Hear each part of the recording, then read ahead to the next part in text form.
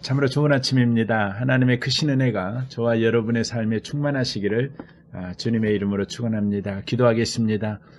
참 좋으신 하나님 감사합니다. 오늘 또 소망의 주께서 새 아침을 여셨습니다. 주님이 여신 새 날이 우리에게 주의 뜻이 이루어지는 복되고 또 열매가 있는 알찬 하루가 되어줄 줄 믿습니다. 주님이 일하고 계시니 어떤 일이 일어날지라도 낙심하며 포기하는 우리가 되지 아니하고 도리어 소망을 가지고 주의 일하심을 기대하며 여전하게 우리에게 맡겨준 자리를 지켜내는 우리가 되는 한날을 살아내게 하여 주옵소서. 예수님의 이름으로 기도합니다. 아멘. 오늘 말씀은 시편 75편입니다. 시편 75편입니다. 7절 말씀부터 10절까지 기록된 말씀을 보겠습니다. 7절부터 10절까지입니다. 제가 읽겠습니다. 오직 재판장이신 하나님이 이를 낮추시고 저를 높이시느니라. 여호와의 손에 잔이 있어 술 거품이 일어나는도다. 속에 썩은 것이 가득한 그 잔을 하나님이 쏟아 내시나니 실로 그 찌꺼기까지 땅의 모든 악인이 기울여 마시리로다.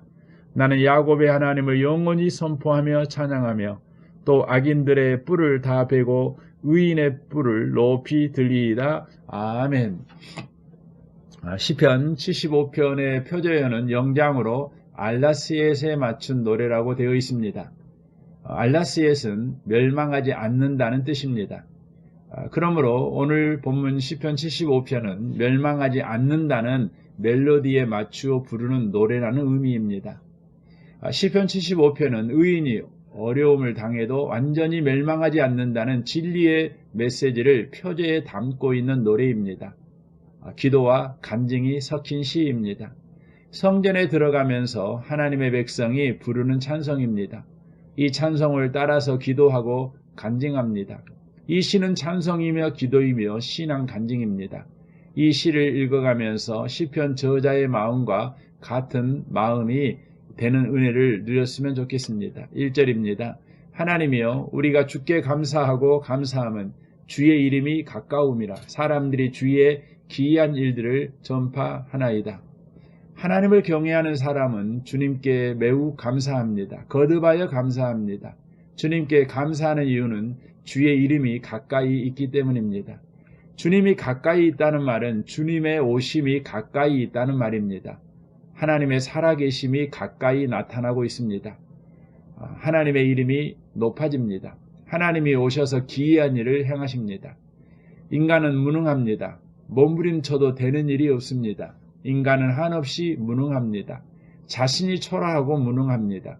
나이가 들수록 인간이 잘하는 것이 없는 존재임을 깨닫습니다. 인간이 남길 만한 것이 없습니다. 동시에 내 주위에 일어난 일이 하나님의 기적이었습니다. 그때 망하는 줄 알았는데 시작이었습니다. 절망했는데 하나님은 그때 큰 일을 하셨습니다. 이런 일을 통하여 하나님의 이름이 높아집니다. 나는 아무것도 아닙니다. 모든 것은 하나님이 하신 것입니다. 이것은 하나님이 행하신 기적이었습니다. 저것도 하나님의 축복이었습니다. 하나님의 능력이었습니다라고 말합니다. 그래서 하나님을 찬양하고 찬양합니다. 2절입니다. 주의 말씀이 내가 정한 기약이 이르면 내가 바르게 심판하리니. 주님이 말씀하십니다. 하나님께서 정한 심판의 때가 옵니다. 그때가 되면 하나님은 바르게 심판할 것이라고 말씀하고 계십니다. 하나님을 믿는 성도들은 힘들고 어려운 시기에 기도로 하나님께 부르짖게 됩니다. 하나님께서 즉시 그 부르짖음에 응답해 주시기도 하지만 때때로 그 응답이 다소 지연될 때도 있습니다. 하나님의 정한 때가 아직 되지 않았기 때문입니다. 언제 하나님께서 정하신 때가 될는지 아무도 모릅니다.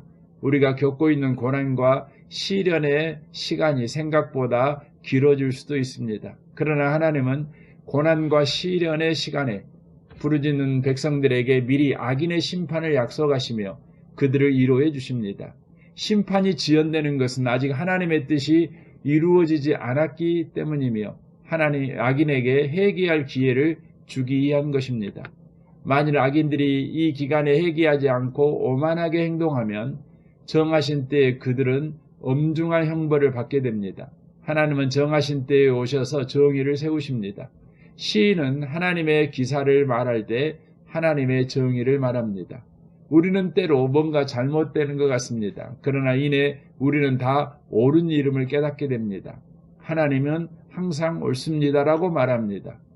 그러므로 우리는 오만하게 행하지 말아야 합니다. 4절 5절 보십시오. 내가 오만한 자들에게 오만하게 행하지 말라 하며 악인들에게 뿔을 들지 말라 하였노니 너희 뿔을 높이 들지 말며 교만한 목으로 말하지 말지어다. 아삽은 악인에게 하나님을 향하여 뿔을 들지 말며 교만한 목으로 말하지 말라고 하였습니다. 뿔은 영광과 능력을 말합니다. 목을 치켜들고 거만하게 말하지 말라고 하십니다. 하나님은 교만한 자를 대적하십니다. 하나님을 향하여 교만하게 뿔을 드는 자를 심판하십니다. 우리가 죄를 범할 수 있지만 겸손하게 회개하면 길이 있습니다. 죄인이 교만해지면 끝입니다. 교만이 멸망의 선봉입니다.